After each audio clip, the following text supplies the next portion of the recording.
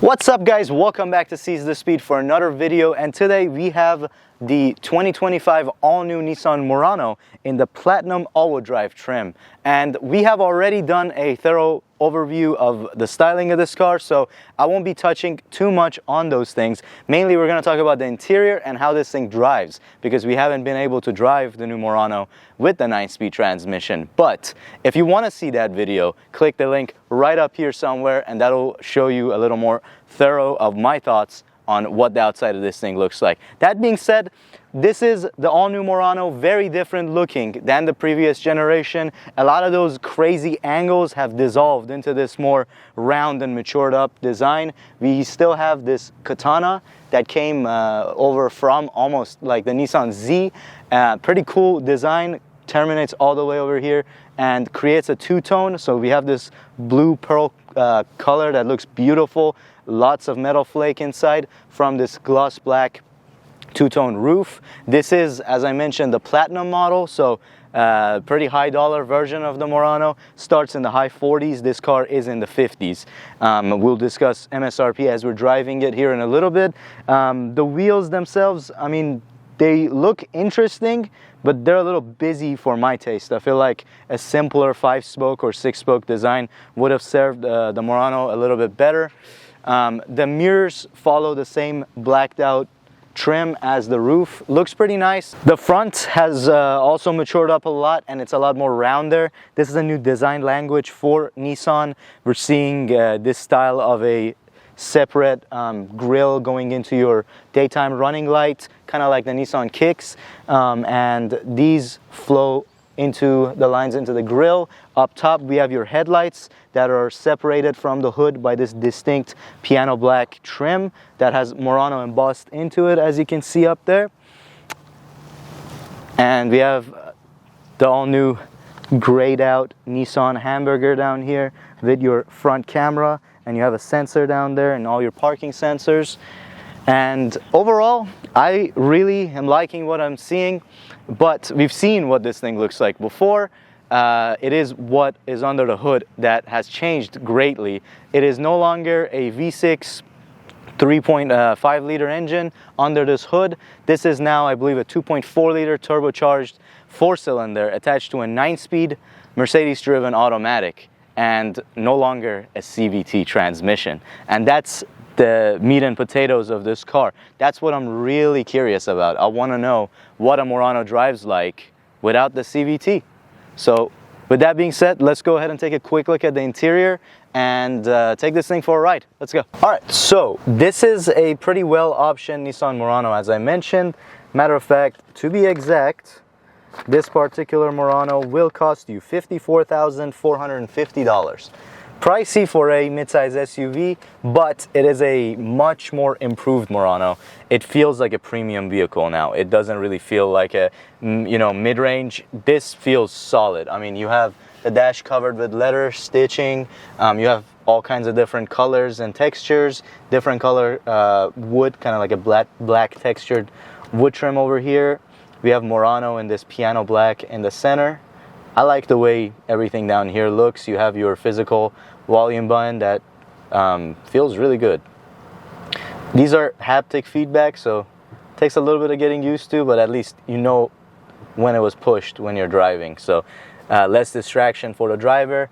This infinity type of dual screen in front of you, gauge cluster flows into your infotainment system. We do indeed have heated and ventilated front seats. You can control it through the screen, and you do also have a heated steering wheel, and this steering wheel is real funky. It matches the funkiness of the exterior. And if you guys remember, the first generation Murano had a gauge cluster that went up and down with the steering wheel. This kind of reminds me of the funkiness of the first generation. Murano has always had some playful tidbits to it. This one is not alone. I kind of like it. It feels good in your hands and does have paddle shifters for that 9-speed that we will try here in a little bit. Everything we touch in the interior is very premium. I'm gonna go ahead and hop out so you can take a look at these seats real quick. And I mean, when I say premium, take a look at that. Two-tone, kind of like a peanut butter going into a white leather. Quilted, absolutely. Power seats, everything in here, even the door panel, everything is covered in leather up here, down where your touch points are. You do have memory seating over here. So down here in the Platinum, we do have a wireless charger. We have 2 USB-Cs, and next to our shifter that I really don't want to touch on too much because I don't like buttons for my shifter, is your drive select button. We have Eco, Standard, and Sport in the Murano. This is the button that turns on all your cameras. So if you take a look right there, we have bird's eye view, looks pretty sweet. The reverse camera quality could be a little bit better, but still not bad, gets the job done. We do have our auto stop start button feature, so you can turn that off if you don't want it. Here's the key. Here's the new Nissan key, and honestly, for a $54,000 car, this could be a little more premium feeling. This is pretty much the same key you get with the Kicks or any of the cheaper models of Nissan. So when we get to something like the Murano, especially for a Platinum, be nice to see a nicer key. Here is the center console. Of course, everything is leather wrapped all the way back here. Pretty massive center storage box over here. Not bad at all. That being said, let's take a look up here. And we have a massive panoramic sunroof. And of course the front half opens up. Let's go ahead and check out the view from the back seat.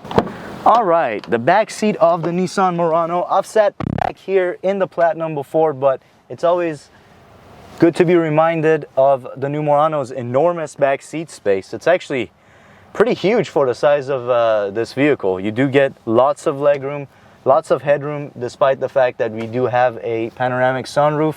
We do have our manual deploying shades, and down here we do get heated seats in the rear, which is a pretty nice feature. We have vents for your rear passengers and dual USB-Cs. Not bad at all. Let's go ahead and take a look at the storage in the Murano. All right, electric opening, lift gate exposes a pretty decent storage area that's filled with our camera gear and my jacket. And we do have a 40-60 split seats. Let's take a look at how much room you get with that down. There we go. Not bad at all. Flat floor, and for a midsize, this is pretty impressive. This is lots and lots of extra storage space if you need to carry larger items in your Murano. All right, behind the wheel of the all-new Nissan Murano. This was a very pleasant surprise from Nissan. You know, I didn't even know a new Murano is coming out, and I saw it at the North Texas Auto Show the other week, you know, a few weeks ago actually. And I was pleasantly surprised to see it. Nissan definitely needs a premium product right now, and this Murano is very promising. It seems like it's going to be doing really good things for the brand. Fuel economy wise, it is improved compared to the previous generation. Mr. Nigel is going to let us know.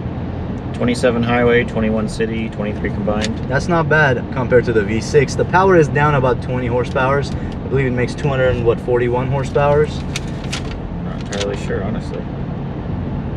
241, yeah. 241. 260 torque. I know my stuff. 260 pound-feet of torque. So the V6 will be missed, but not the V6 roaring with a CVT for me, to be honest. This transmission makes all the difference for me. It makes this drive like a much more premium product. Continuously variable transmissions have a time and a place in economy cars. The Murano at its price range just, you know, needs something a little more upmarket. And I think the 9-speed suits this powertrain pretty well. But yeah, I can't lie, I do miss the V6. I mean, oh yeah, that was pretty cool. But then again, this is the world we live in now, so. It is another 2-liter turbo. This is the first time a Murano's been this athletic in many years, though. This is actually pretty good. Ever, yeah, that's true. Not many ever. Well, the first one was an interesting surprise. You got the 350Z engine in an SUV. Yeah. That looked that kind of funky taillights, you know, all yeah. LED red 2003, 2004 cars. They were pretty neat.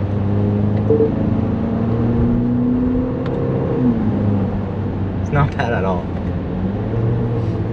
Very responsive transmission.